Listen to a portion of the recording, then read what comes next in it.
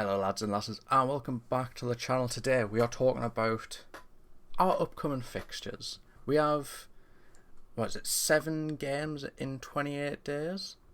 23 days, starting from the Brentford game.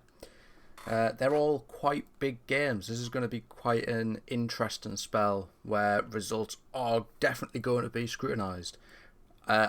We have Brentford on Saturday. Of course, I'll be there. I have my predictions up tomorrow. Don't worry, they'll be there. So we have Brentford on Saturday. That starts the 7-game, 23-day run. Then we have AC Milan on Tuesday the 19th, which, by the way, Tonali might be missing, which isn't great news. I'm sure we'll have an update on that in the coming days from Eddie himself, but it's not looking good, and it looks like Tonali is going to miss his return to the San Siro. Sunday the 24th we have Sheffield. Then Wednesday the 27th we have City in the Carabao Cup. Saturday the 30th we have Burnley.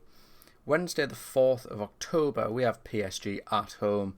Sunday the 8th of October we have West Ham away. So some results in there we should definitely be winning. Some results we might definitely not be. Brentford, I think, could go either way. We could draw that game. We could win that game. We could definitely lose that game. With how we've started, I think if we don't kick on now, that's definitely a game we're going to draw or lose. AC Milan, it's away. I still don't see we're winning. It's an interesting one. It would be good if we can get the win. As I said in an earlier video, we are predicted most likely to get to the quarterfinals in this group. This first game against AC Milan is going to be a big tell whether Tonali's there or not. He isn't the cornerstone of this team yet.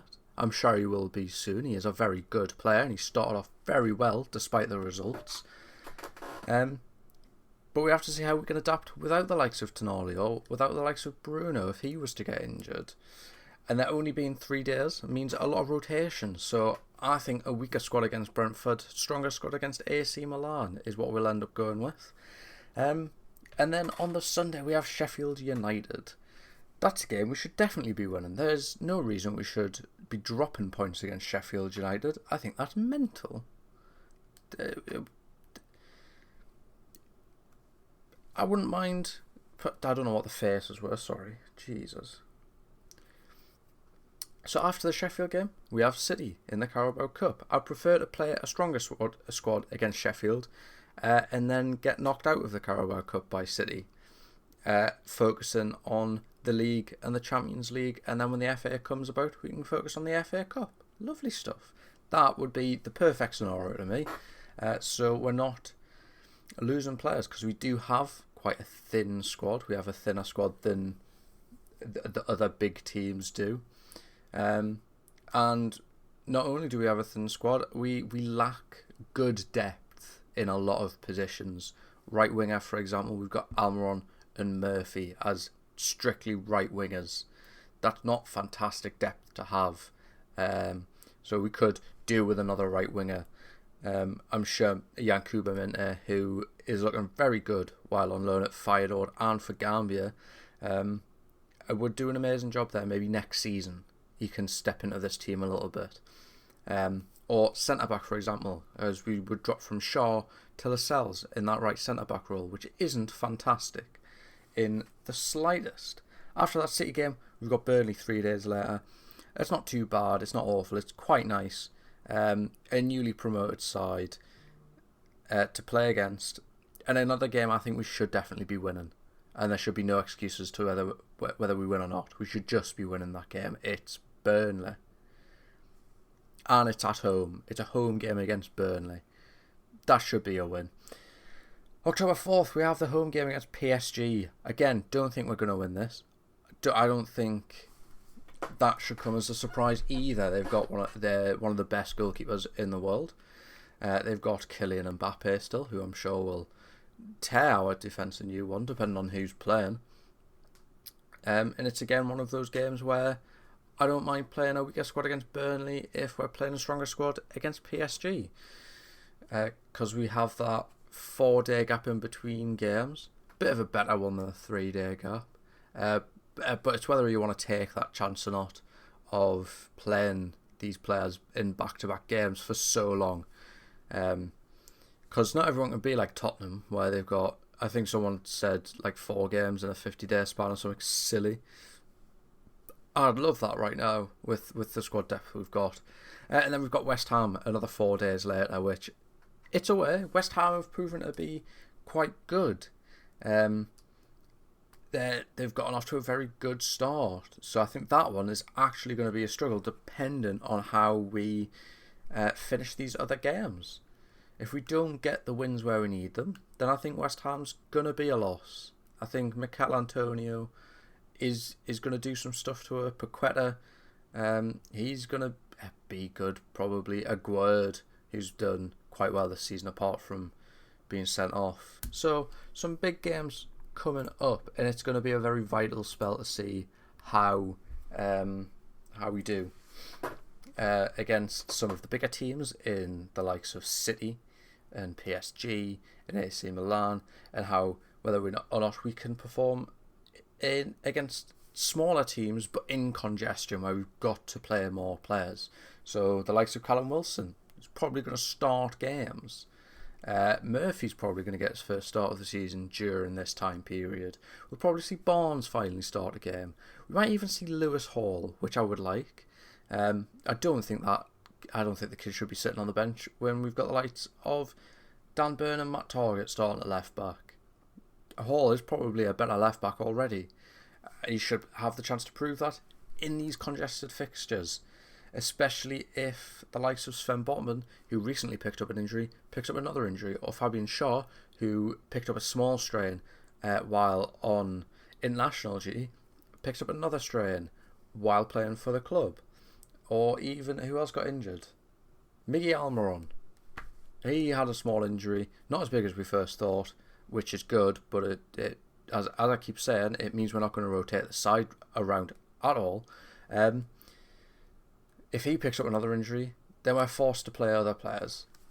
So it'll be interesting to see how Eddie handles this period.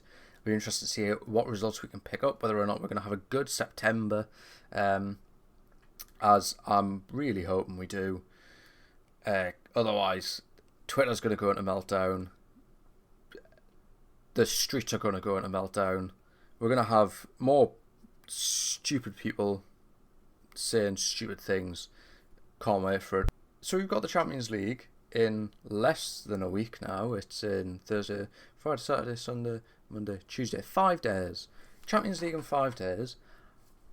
Apparently, we still don't have Champions League lettering in the club shop.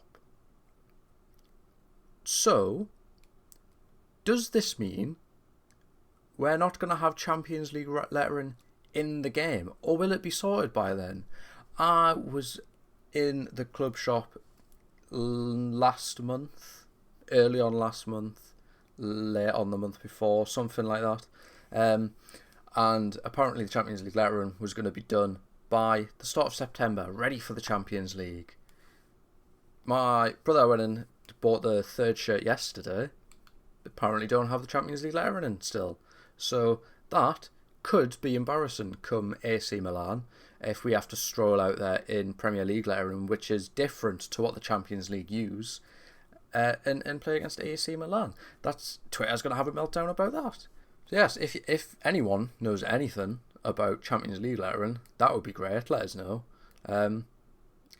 Because it is quite a worry that we don't have these things sorted. I know it's the first time we've been there in however many years.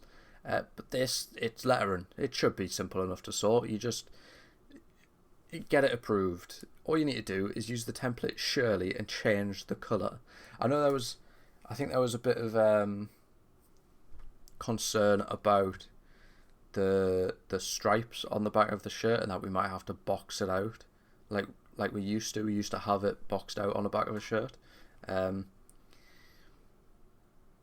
don't know why that would be an issue, but apparently it is one. So that might be why. But then again, that shouldn't stop with for the away and the 3rd kit, which we are going to have to use one of them against AC Milan because we can't wear the black and white kit because AC Milan playing a black striped kit. It's black and red, but I'm pretty sure there is still a rule against that. So it'd be interesting to see what kit we pick. Probably the away one, since it's the most contrasting. But aye, that's not sorted yet. Just thought I'd bring that up. Cool. Anyways, I'll see you tomorrow for my predicted lineup and score and whatnot. It's a big game. The girlfriend's going to the game, so we might get the BS review and a girlfriend review. We'll have to see. Who knows? Anything can happen. Anyways, yes, I'll see you tomorrow, and then I'll see you either Saturday or Sunday, or both. Maybe, I don't know. Probably have a vlog coming as well, won't we? God, so busy. Uni starts soon as well, so God knows how this is gonna go. We'll wait and see. I'll see you in the next one. In a bit, pal.